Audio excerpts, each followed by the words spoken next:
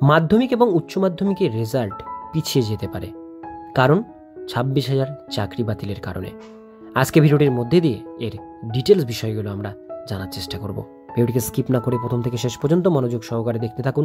চ্যানেলে প্রথমবার হলে সাবস্ক্রাইব করে পাশের বেল আইকনটিকে বাজিয়ে রাখুন এরকমই গুরুত্বপূর্ণ হেল্পফুল আপডেটগুলো সবার প্রথমে দেখবার জন্য। তো চলুন ভিডিওটিকে শুরু করা যাক। সংকটে রাজ্যের শিক্ষা ব্যবস্থা, পিছিয়ে যেতে পারে মাধ্যমিক উচ্চ মাধ্যমিকের রেজাল্ট প্রকাশ। ছাত্রছাত্রীদের ভবিষ্যৎ চিন্তায় মধ্যশিক্ষা পর্ষদ এবং উচ্চ মাধ্যমিক শিক্ষা সংসদ বিস্তারিত রয়েছে আজকের এই প্রতিবেদনে।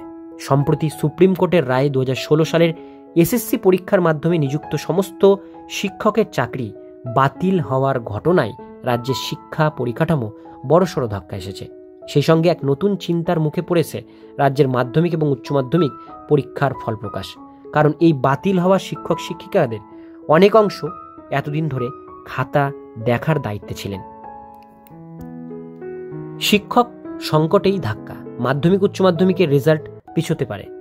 বাতিল হওয়া শিক্ষকদের অনেকটাই বর্তমানে মাধ্যমিক এবং উচ্চ মাধ্যমিক পরীক্ষার খাতা দেখার দায়িত্বে রয়েছেন, কিন্তু তাদের বক্তব্য যেহেতু তাদের অযোগ্য ঘোষণা করা হয়েছে, তাই তারা আর খাতা দেখতে রাজি নন। অনেকেই খাতা ফেরত দেওয়ার সিদ্ধান্ত নিয়েছেন। এই পরিস্থিতিতে বোর্ড পরীক্ষার খাতা মূল্যায়নের কাজ ব্যাহত হতে পারে, যার সরাসরি প্রভাব পড়বে পরীক্ষার ফল প্রকাশে।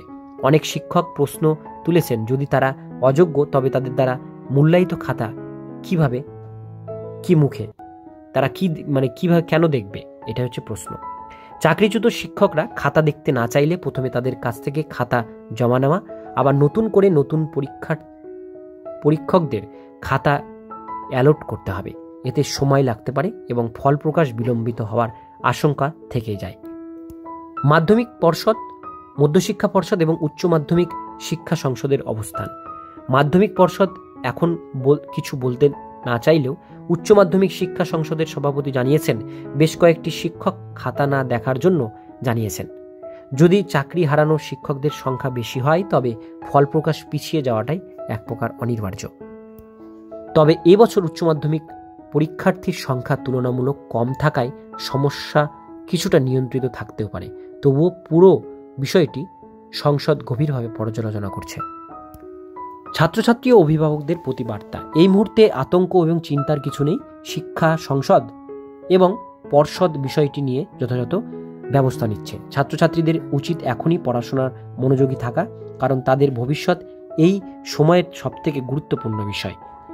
মাধ্যমিকের রেজাল্ট, উচ্চ মাধ্যমিকের রেজাল্ট, লেটেস্ট আপডেটগুলো পাওয়ার জন্য আমাদের চ্যানেলের উপর লক্ষ্য রাখুন। চ্যানেলে প্রথমবার হলে সাবস্ক্রাইব করে পাশের বেল আইকনটিকে অবশ্যই বাজিয়ে রাখুন।